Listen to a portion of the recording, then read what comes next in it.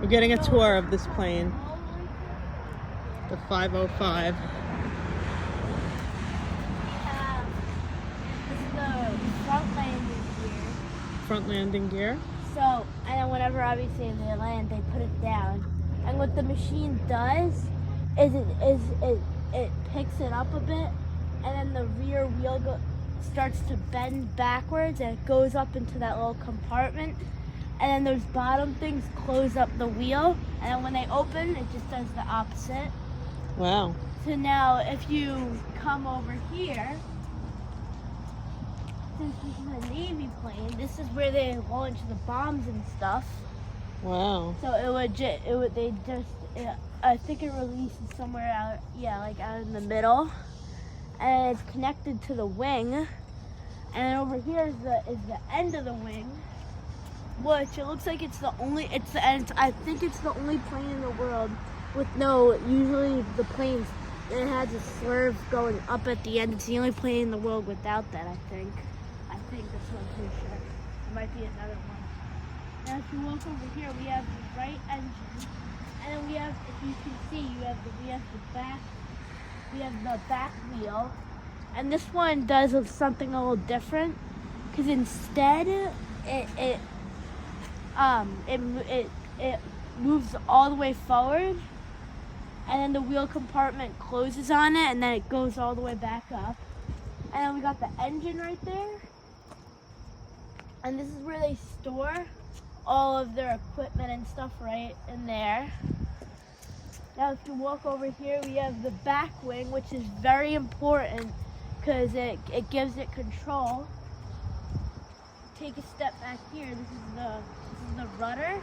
It controls the plane. So if the rudder goes, if the pilot wants to turn, they turn the rudder to the left, and the plane would go to the right. If they turn the rudder to the right, it would go to the left. And then we have the left back wing, which the two back wings control when it's going up by flapping down. And then we got the same thing, the bomb, and we have the engine. But now we have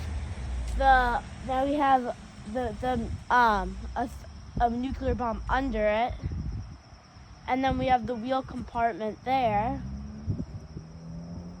So then if you take a step over here, you'll see that there's a mini missile right there. It's very small, but it's very dangerous. Now if you take a step over here, we have the side where they store more stuff, and then we have the engine.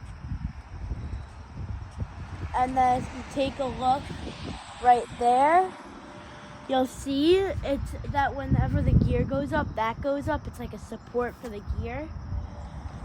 And how do you know so much? And then up there, we have the pilot seat, which is the only seat in the plane. They have to get up there by a ladder, and it usually takes from 5 to 15 minutes to get up there. And if you take a step over here, there's a lot of controls. There is nearly 50 controls up there. Wow, you are so smart. And